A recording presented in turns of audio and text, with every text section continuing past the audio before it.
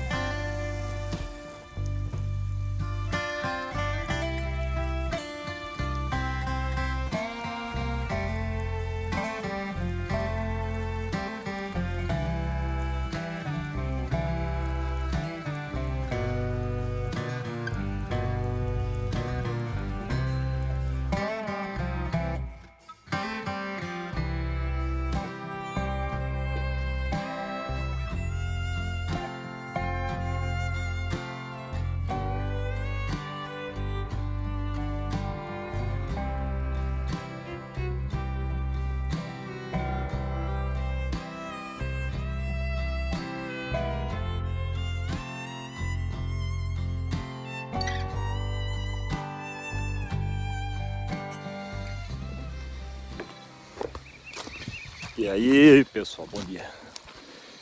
Vamos para mais um vídeo? Bora lá. O vídeo de hoje ainda não é sobre a retomada da construção, a gente continua dando um tempo lá, mas em breve a gente vai retomar, pode ficar tranquilo. Hoje o assunto eu acho que é mais um daqueles de utilidade pública, que a gente de vez em quando faz no nosso canal. E o tema de hoje é energia elétrica, só que eu não vou mais ficar naquela bad de ficar reclamando da concessionária, né, que é a Celesc. Para mim deu assim, eu já não confio mais no serviço deles. As quedas de energia continuam. Então agora a gente vai dar o próximo passo, que é investir num sistema de energia, de geração de energia alternativo, paralelo ao sistema que a gente tem hoje, né? Então vamos abordar agora em etapas, né? Vamos abordar em etapas como que a gente tomou essa decisão, detalhar um pouco essa decisão, de como que a gente escolheu, por que que a gente escolheu, quanto que vai custar, que equipamentos que a gente tem que ter e tudo mais que é relacionado a esse tema. Eu acho que o primeiro passo, sempre, toda vez que você vai investir algum recurso financeiro seu para fazer alguma melhoria na sua propriedade, né, ou seja urbano ou rural, você precisa pensar na estratégia, né? Tem um pensamento estratégico. Quem pensa de forma estratégica gasta menos e se incomoda menos também. Então, a estratégia nossa é a seguinte. Vocês já viram diversas vezes esse poste horroroso, que é o poste da concessionária, né, que foi instalado aqui por uma empresa privada, cadastrada na concessionária, lógico, né? E quem pagou a maior parte do custo foi a concessionária de energia. Então esse poste está aqui, atrapalha em alguns aspectos aqui o nosso dia a dia, principalmente o visual. E o detalhe é o seguinte, esse poste, apesar de estar na minha propriedade e de eu ter pago uma boa parte do custo de instalação, ele não é meu, ele é da concessionária, então eu não posso remover daqui. Talvez até pode, mas a burocracia vai ser tão grande que eu não quero passar por isso. Então a gente vai manter em funcionamento essa rede que já está instalada aqui e que já foi paga, já gastei uma grana. E em paralelo a gente vai ter um sistema de geração de energia alternativo, que a gente vai mostrar qual é a nossa escolha. Segundo passo da estratégia, do pensamento estratégico aqui, né? Se eu vou manter em funcionamento a rede da concessionária, quais cargas ou quais equipamentos que a gente tem dentro de casa vão fazer parte ou vão estar conectados a essa rede principal da concessionária, né? E quais que não estarão, né? Então a gente vai pegar todos os equipamentos que a gente faz uso esporádico e que tem uma carga elevada. Então é o seguinte, alguns equipamentos consomem muita energia e a gente não faz uso diário. né, uso recorrente. Por exemplo, o sistema de aquecimento de piso. A potência é alta e a gente só utiliza nos 3 meses mais frios do inverno. O resto do ano ele fica desligado. Vamos pegar outro exemplo, máquina de fazer pão. A carga também é alta e a gente utiliza 1 ou 2 vezes na semana, por um período curto de tempo. Ar-condicionado também, aqui é um local frio, né? Então só em dias muito frios ou muito quentes que a gente utiliza o ar-condicionado. Então ficou dessa forma. Equipamentos com alto consumo de energia e que não tem um uso diário vão permanecer conectados na rede da concessionária. Os outros equipamentos que têm uma carga menor e são equipamentos de uso essencial e diário, a iluminação, internet, até televisão, carregador de celular, tudo isso aí vai entrar nesse sistema paralelo de geração de energia alternativa. Na hora de definir qual que é a fonte de energia que você vai utilizar na sua propriedade para poder gerar energia alternativa, a primeira questão a ser levantada é o que você tem disponível na sua propriedade, né? Então não é você não tem tanto poder de escolha assim. Então, por exemplo, né, se a sua propriedade fica no meio de uma floresta, embaixo de árvores muito altas, você não vai ter um sistema de energia solar muito funcional. Não adianta você querer investir em energia eólica, ou seja, a partir do vento, se você não tem vento constante. Ou energia hidráulica se você não tem um córrego que tenha... Ó, quem tá aí? Oi. Bom dia. Então, ou energia hidráulica se você não tem uma fonte de... Você não tem água corrente, né? Não tem um córrego que possa gerar essa energia hidráulica. E daí por diante. Então, esses foram os pontos principais que a gente levantou, listou, né? E aí utilizou para tomar a nossa decisão. Então vamos abordar com mais detalhes a questão da estratégia de fornecimento de energia aqui para nossa cabana. Lembrando que é específico para a cabana que a gente tem hoje pronta já, né? Não vale para a casa que a gente está construindo agora, lá vai ser outro esquema. Então para essa cabana a gente vai manter a rede elétrica da concessionária operando para cargas de uso esporádico, por exemplo, lava-louças, ar-condicionado, máquina de fazer pão, air fryer e outras coisas que consomem uma carga bem alta também, por exemplo, o piso aquecido, que mais? Liquidificador, batedeira, todos os itens eletroeletrônicos que são utilizados com pouca frequência vão ficar atrelados à concessionária. Porque se faltar energia, a gente não vai sofrer tanto se ficar sem esses equipamentos aí. No caso da lava-louça, vamos sofrer um pouco mais, né? Que a gente não gosta de lavar a louça na mão.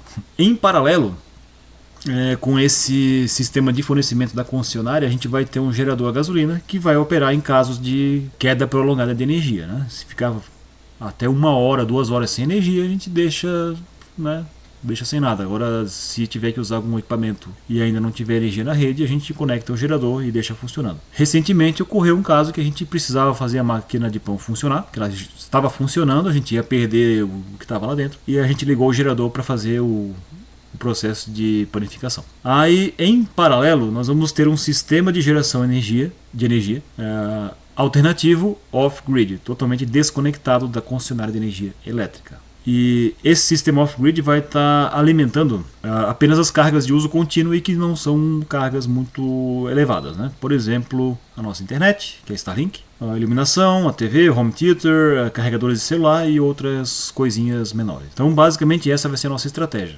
São 3 sistemas que funcionam em paralelo e a gente utiliza de acordo com a necessidade. Falando agora sobre as fontes de energia, já comentei brevemente, né, sobre os critérios que a gente utilizou para a nossa escolha. De acordo com aquilo que a gente tem disponível aqui na nossa propriedade, não dá para a gente investir em energia eólica, não só porque é caro, porque eu acho que deve ter sistemas de geração de energia eólica de pequeno porte, né, só que o nosso vento aqui não é constante. Às vezes tem um vento muito forte, às vezes simplesmente fica um dia inteiro sem vento. Então não dá para investir nisso aqui porque a gente simplesmente não ia ter energia suficiente. A energia termoelétrica também, fora de cogitação, por diversas razões. A gente não quer gastar com esse tipo de coisa aqui, até porque ele é muito mais caro, né? Avaliamos também energia hidrelétrica. Existem no mercado diversos fabricantes de microcentrais hidrelétricas que fornecem energia para uma casa ou 2, né? E dependem de um curso d'água pequeno, como é o que a gente tem aqui, só que ele precisa ser constante, né? A gente também descartou aqui para essa cabana porque os sistemas ainda não existe uma gama muito grande de microcentrais hidrelétricas, né? Então, para a carga que a gente precisa aqui na cabana, ainda não tem um sistema disponível no mercado que atenda exatamente a carga que a gente precisa, né? Já a energia solar é bem modular, né? Energia hidrelétrica ainda eu acho que carece um pouco mais de desenvolvimento, né? Tem sistemas ou que são muito pequenos ou que são muito grandes, então não tem um meio termo, né? Então a gente optou por energia solar, com um banco de baterias, logicamente, para poder ficar totalmente fora da rede elétrica. Energia solar você consegue fazer por módulos, então desde sistemas para abastecer uma TV, até sistemas que abastecem ar-condicionado e outras cargas maiores, né? Então você consegue definir a quantidade de energia que você vai gerar através desse sistema. Então fica muito mais modular, muito mais fácil. E o preço também é mais acessível. Então optamos por energia solar, por essas razões que eu acabei de comentar. Entretanto, não é uma decisão que é válida para todo mundo. Em algumas situações é mais vantajoso você optar, por exemplo, por uma microcentral hidrelétrica, pela razão óbvia de que a central hidrelétrica gera energia independente se é dia, noite, chuva, sol, ele vai gerar energia da mesma forma, né? Já a energia solar só gera energia enquanto tem sol. Beleza? Então a nossa decisão foi essa. E a gente seguiu em frente para a próxima etapa. Então, aí uma vez que a gente optou por energia solar, próximo passo o que é? Dimensionar esse sistema de geração alternativo por energia solar. No nosso caso, a decisão de fazer totalmente off-grid faz com que o tipo de equipamento que a gente vai escolher seja um tipo solar, não tem muita alternativa. Essa é a parte mais complicada, que é o dimensionamento. A gente tem que ter um conhecimento mínimo para poder saber quais são os equipamentos que você precisa e qual que vai ser a capacidade de cada um, né? Porque se você tiver capacidade faltando, não vai ter energia suficiente, vai faltar energia. E se tiver muita capacidade sobrando, aí você vai gastar mais, né? Vai gastar dinheiro à toa. Então, para poder obter esse conhecimento mínimo necessário para poder dimensionar corretamente um sistema de geração de energia solar, eu pesquisei diversos canais no YouTube e diversos sites de empresas que fornecem o serviço também. O canal que eu gostaria de recomendar para todos que querem ir atrás disso é o canal do Luciano Batista. É um rapaz lá do Recife que ele tem uma empresa que fornece cursos ou treinamento, né, para instalação de energia solar. Ele é bem didático. Além de ser didático, ele tem bastante conhecimento e está disposto a passar tudo o que ele tem de conhecimento para você. Não fica guardando informação para ele. Então esse é o canal que eu recomendo, é onde eu busquei a maior parte das informações. Recomendo que quem tiver interesse no assunto assista o canal dele, que é muito bom. Falando agora sobre o dimensionamento do sistema, o que a gente levou em consideração? O dimensionamento, eu já comentei, né, não é algo simples, então eu tive que estudar bastante, assistir diversos vídeos lá do Luciano Batista, do canal dele, e cheguei à seguinte conclusão: o esquema vai ser muito parecido com esse, só vai mudar a quantidade de baterias, quantidade de painéis e a potência dele. O que a gente precisa? Basicamente, painéis, cabos de diversas bitolas diferentes, baterias, um controlador de carga, a recomendação sempre é usar esse MPPT, só vai mudar a corrente, um inversor e alguns disjuntores e também um DPS que é para controle de surto. Então, com base nessas questões, nessas definições de tipo de equipamento que precisa obter, então agora a gente tem que definir potências, capacidades e quantidade, né, de cada um desses aqui. Então, para fazer esse dimensionamento, primeiro item que a gente precisa fazer é o levantamento de quais são os equipamentos que a gente vai vincular a esse sistema de energia alternativo. Então, no nosso caso aqui, esses equipamentos são iluminação, ou seja, todas as lâmpadas que a gente tem na casa, são lâmpadas de LED que consomem pouca energia e a soma da potência de todas elas dá 190 watts. O refrigerador nosso aqui ele é grande, dá 160 watts. Nossa TV é média, 80 watts. E além disso tem o Home Theater, a Starlink, que é a nossa internet, um notebook e os nossos carregadores de celular. Somando toda a potência, vai dar aqui 650 watts. É mais do que o dobro do que uma microcentral hidrelétrica consegue gerar. E também um outro ponto importante é definir quantas horas de uso médio diário você vai ter para cada uma dessas cargas. Iluminação é o seguinte, esse aqui é o cálculo mais difícil, né? Algumas lâmpadas a gente utiliza com mais frequência, outras com muito menos frequência. Por exemplo, as lâmpadas externas da casa. Então, considerando um tempo médio de uso Para iluminação, 3 horas, refrigerador 12 horas, a internet é 4 horas e os outros equipamentos aqui também tem cada um a sua carga horária. E aí, por fim, você multiplica a potência pelo número de horas e vai ter um consumo de energia médio diário para cada equipamento, em watt-hora. Aí você soma tudo e vai ter um consumo total desses equipamentos todos, né, diário em watt-hora. Nosso caso aqui deu 5.460 watt-hora, ou 5.4 kWh. Né? Isso num mês vai dar em torno de 160. Vou até multiplicar aqui. Vezes 30.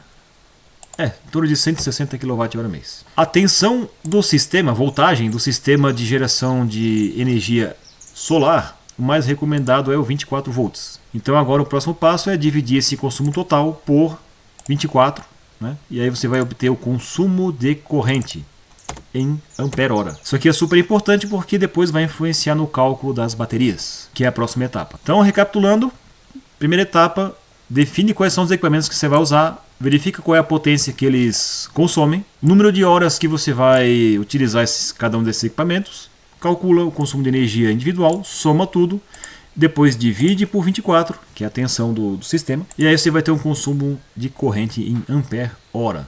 No nosso caso aqui vai dar 227,5 ampere-hora. Essa informação aqui vai para onde agora? Né? Definição das baterias. Então não existe bateria para vender no mercado de 227,5 ampere-hora. Tem baterias que são de valores mais redondos, né? 220, 240, 400... E também não é uma relação direta, né? Vou colocar uma bateria aqui de 240 e já atende. Não, né? Porque uma bateria, a recomendação geral é de que não haja uma descarga superior a 30% dessa bateria durante a operação dela. Então o que a gente faz? Pega esses 227, calcula 30% disso aqui, e aí você vai ter a descarga unitária máxima de cada bateria. Se eu considerar uma bateria de 400 ampere-hora, que é bem comum aí, bateria estacionária, eu vou ter uma descarga unitária máxima de 120 ampere-hora. Ou seja, não dá, né? Uma bateria só não vai dar conta.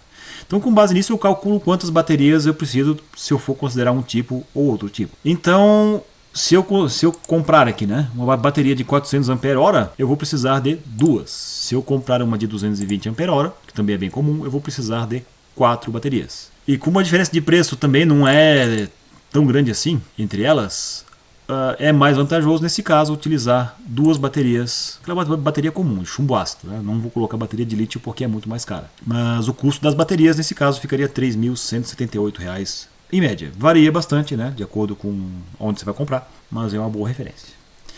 Depois de definir quantas baterias você vai utilizar e de qual é a carga delas, aí você vai para o próximo passo, que é definir painéis solares. Quantos painéis você vai utilizar e qual é a capacidade de geração destes painéis. Para isso você tem que definir primeiro quantas horas diárias de sol em média você vai ter na sua região. Aqui 5 horas. Acho que quase todo mundo usa 5 horas. Né? Mesmo locais que tem uma insolação maior do que isso, o pessoal utiliza 5 horas, né, de sol pleno durante o dia. Às vezes é mais, às vezes é menos, mas 5 horas é uma boa referência. Aí você pega aquele seu consumo total dos equipamentos, divide por 5, você vai ter aqui uma potência calculada dos painéis. Ou seja, né, você pega o watt-hora, divide por hora, você vai ter watts aqui. Né? Então a potência calculada total dos painéis que eu preciso é de 1092 watts. Só que daí, lógico, não tem painel para vender de 1092 watts. Então a gente tem que fazer uma composição de painéis menores. E tem diversas capacidades. Né? Eu peguei painéis aqui para comparar, né, de 150 watts, 330, 400 e 500 watts. Tem que considerar uma perda de em torno de 20%. Isso aqui, lógico, também é um chute, ninguém sabe exatamente quanto que é a perda, mas considere sim que vai ter uma perda. Então, e considerando essas perdas e a capacidade unitária de cada painel, eu precisaria aqui de 9 painéis de 150 watts, ou 4 painéis de 330 watts, ou 4 painéis de 400 watts. Vejam que nesse caso aqui ficaria sobrando bastante energia, né? Ou 3 painéis de 500 watts. Como a diferença entre eles também não é muito grande, para nós aqui vai ser melhor utilizar 3 painéis de 500 watts. Com isso, veja que a diferença de preço total vai ser bem grande, né? Dá mais do que o dobro.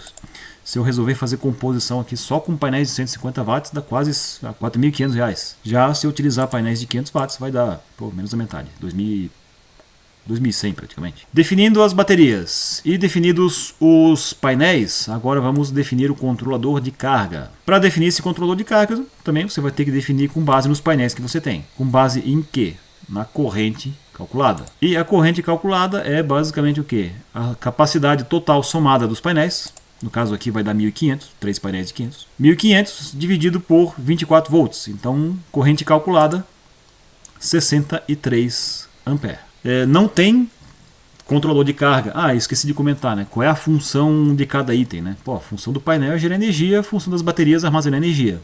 E o controlador de carga é evitar sobrecarga e evitar descargas excessivas no nosso sistema aqui, né? Preservando o sistema. Então é basicamente estabilizar a carga do sistema para evitar que ele sofra com sobrecargas ou descargas. E aí esse controlador de carga, nós vamos colocar aqui na tela, né? Um exemplo. Existem controladores de 60 amperes, de 40, de 80, é tudo número redondo, né? Então eu não posso pegar por exemplo, aqui um de 60 para operar esses 3 painéis de 500 watts aqui, porque não vai funcionar, né? Preciso pegar um de 80. É sempre bom pegar um pouco a mais, deixar uma sobra, né? E um controlador de carga de 80 amperes vai dar algo em torno de R$520, comprado na internet, né?